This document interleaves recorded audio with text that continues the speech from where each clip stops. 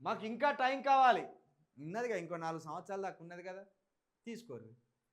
కొత్త అల్లుడికి ఆషాఢం అడ్డొచ్చినట్టు మాకు ఎన్నికల కోడ్ అడ్డొచ్చింది. ఒక్కొక్కటిగా సరిదిద్దుకుంటున్నాం. కేబినెట్లో ఉన్నోళ్ళమంతా కొత్తోళ్ళం. మాకు ప్రతిపక్ష పార్టీ సహకారం కావాలి. పేదలకు ఇండ్లు కట్టించే బాధ్యత మాదే. తొలి విడతలో 4.5 లక్షల ఇండ్లు కడతాం. దళితులకు వారసత్వంగా భూములు రాలే. ఇందిరమ్మనే దళితులు గిరిజనులకు భూములు ఇచ్చింది. ఇందిరమ్మ హౌసింగ్ యాప్ ప్రారంభంలో సీఎం.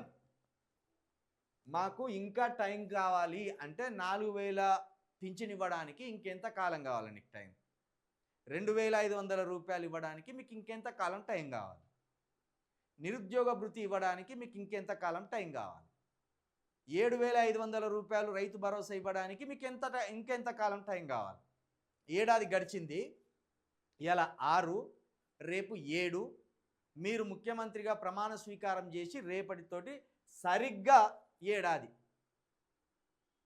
మరి మీకు ఇంకెంత టైం కావాలి? ఈ 418 హామీలు నెరవేర్చడానికి మీకు ఎంత టైం కావాలి? సాకులు చెప్పుకుంటా ఇట్లా కాలం వెలదీస్తారా? నిజంగా మీకు చిత్తశుద్ధి ఉన్నదా?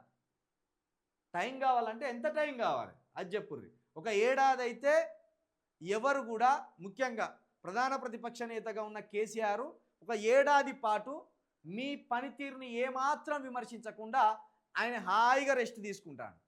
అంటే ఒక విధంగా మీకు టైం ఇచ్చినట్టే ప్రతిపక్ష నాయకుడు. ప్రజలు కూడా మీకు సంవత్సరం పాటు టైం ఇచ్చినట్టే. జర్నలిస్టులం అంటే మేము ప్రజల వైపున నిత్యం ఆ సమస్యను మాట్లాడితేనే కనీసం ఇంతమంది మాట్లాడుతున్నామన్న భయానికన్నా మీరు చేస్తారని మేము మాట్లాడతాం. ఇది పక్కన పెడదాం. ప్రతిపక్ష నాయకులు అయితే మీకు టైం ఇచ్చింది, ప్రజలు కూడా మీకు టైం ఇచ్చింది. ఇక 4 సంవత్సరాలు ఉన్నది. ఈ 4 సంవత్సరాలలో ఇక లాస్ట్ 6 నెలలు మళ్ళీ ఎన్నికల కిందికే పోతాయి. అంటే ఇంకెంత ఉన్నది? 3.5 సంవత్సరాలు ఉన్నది. ఈ 3.5 సంవత్సరాలలో మరి కొండంత హామీలు ఉన్నాయి. ఇవి నెరవేరుస్తారా? లేదా గిట్లనే టైం కావాలి మాకు మరొక్కసారి అధికారం ఇవ్వండి అని మళ్ళీ ఎన్నికలకు పోయి చెప్తారా? ఇదొకటి. ఇక ఇక్కడ ఇంకో మాట అన్నాడు ఈ దళితుల మీద. దళితులకు వారసత్వంగా భూములు రాలే. ఇందిరమ్మనే దళితులకు గిరిజనులకు భూములు ఇచ్చింది. ఏది కొనకచ్చి ఇచ్చిందా? విదేశాల నుండి భూములను కొనకచ్చి దళితులకు వంచిందా? భూమి పైకెళ్ళి ఊడిపడ్డదా? నీ ఇందిరమ్మ ఆక్రమించుకున్న భూములు, నీలాంటి వాళ్ళు ఆక్రమించుకున్న భూములు మీకు ఎక్కడి నుంచి వచ్చినాయి? దేవుడు పంచిపోయినా మీకు భూములు? ఇక్కడున్న దొరలకు లేకపోతే ఆధిపత్య వర్గాలకు, కులాలకు భూములు ఎక్కడి? ఆక్రమించుకుంటున్నాయి భూములు. ఎవడో ఒకడు తెలివికల్లోడు ఉంటాడు వెనకట, వాడు ఇదంతా నాదే అంటారు. అట్లా మీకు భూములు వచ్చినాయి. ఇక కొంత తెలివి లేని ప్రజలు, ఆక్రమించుకోలేని బలం లేని ప్రజలు ఆక్రమించుకోలే. భూమిని మొత్తం మీ సొత్తుగా ఆక్రమించుకున్నారు కదా అగ్రవర్ణాలు. ఎవడికి భూమి ఆకాశం నుండి దేవుళ్ళు దిగొచ్చి ఇగో రేవంత్ రెడ్డి తాతలకింత భూమి, ఇగో కేసీఆర్ తాతలకింత భూమి అని రాసియలే. ఆక్రమించుకున్న భూములే మీరు కూడా. భూములు దేవుళ్ళు రాసిస్తారు. తెలివి ఉన్నాడు జాగా ఆగబట్టుకుంటాడు, దున్నుకుంటాడు, వ్యవసాయం చేస్తాడు. ఇందిరమ్మ తెచ్చిచ్చిందా? పుణ్యాన్ని తెచ్చిచ్చిందా ఇందిరమ్మ?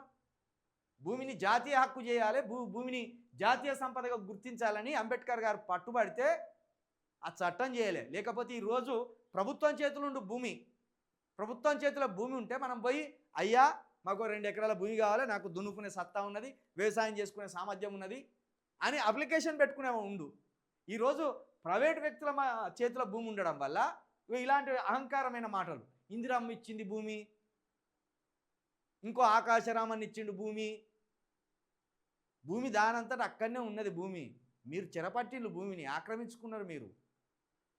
ఇందిరమ్మ ఘనత అంటే ఇందిరమ్మ ప్రధాని అయినాక భూములు అట్లా పడావుబడి ఉన్నాయి కాబట్టి, ఆమె ప్రధాని కాబట్టి పంచింది.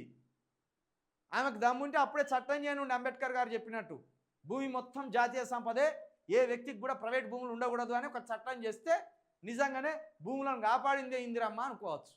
ఇందిరమ్మ భూములు ఇచ్చా మళ్ళీ నువ్వు ఇందిరమ్మకి గుంజుకుంటా అంటివి. ఇందిరమ్మ ఇచ్చిన భూములను గుంజుకుంటా అంటివి. ఏం లాభం?